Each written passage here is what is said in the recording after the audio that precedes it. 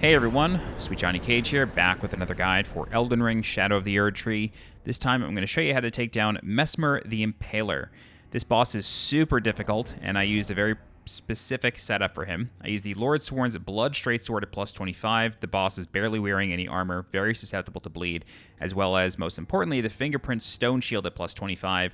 The reason for that is because I wanted to have 100% physical damage negation as well as high fire damage negation as I could get, and the Fingerprint Stone Shield is the way to go.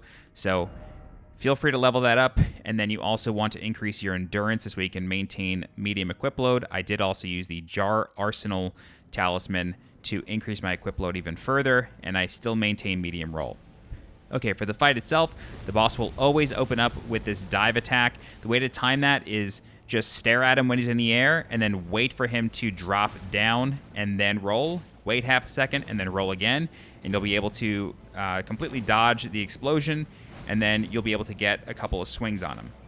So whenever you see the boss release an arc of fire or spin his spear in an arc, he's always going to follow that up with a lunge attack.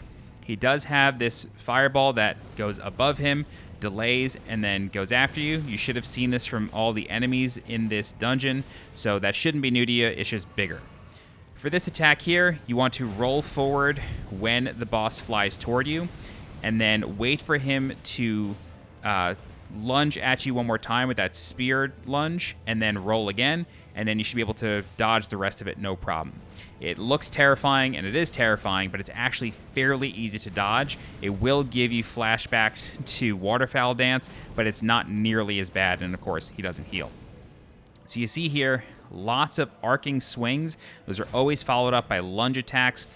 The nice thing about this boss is that you can actually learn everything from all of his attacks. And I know this sounds ridiculous, but all of his attacks are actually the same. He's doing the same thing over and over and over, except sometimes the spear is on fire, sometimes it's not.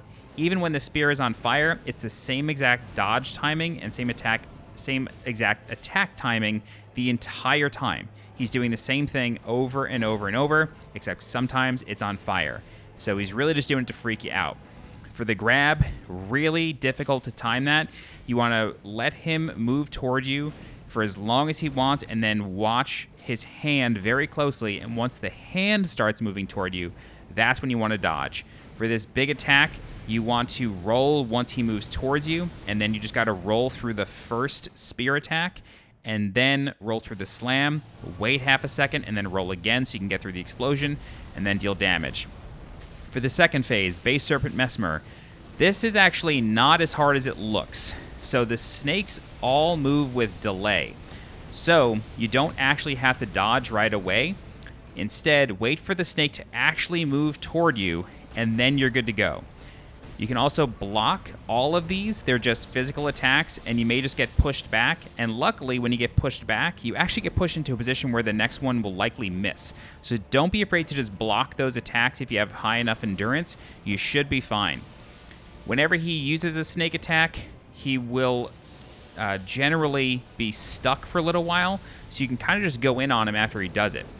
But all the moves from the first phase are basically the same, except now he has no armor, so they're actually a little bit easier to see.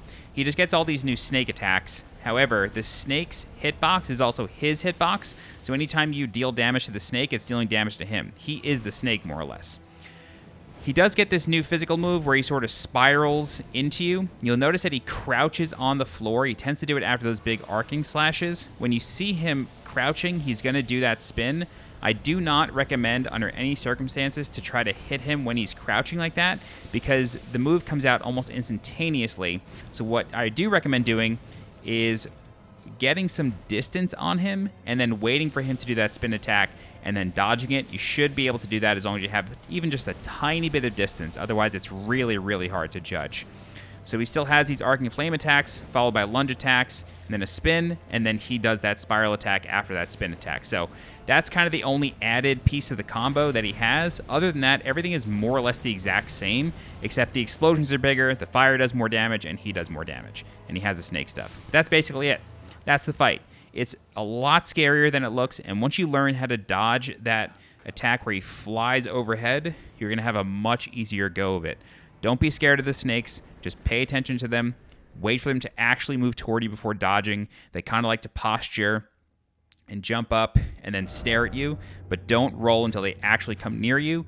And then right after they attack, start swinging. As long as it's not that big 5 or 6 snake sequence, just start swinging and you're gonna deal a lot of damage to him, because when he comes out of snake form, he's actually kind of exposed for a little while and won't do anything. But that's it. That's Messmer the Impaler. I hope this has been helpful to you. If you have any questions, please feel free to leave a comment. I'll do my best to help you out. If you're looking for more guides for Elden Ring, Shadow of the Erdtree, please subscribe to the channel so you get alerted when new guides go live. If you're interested in supporting the channel monetarily, you can do so by becoming a channel member by clicking the join button below this video. You can also leave a super thanks by clicking the heart icon below this video. Don't forget to join my community Discord. Link for that is in the description below. As always, I'm SweetJohnnyCage. Thank you so much for watching, and I'll see you next time. Bye-bye.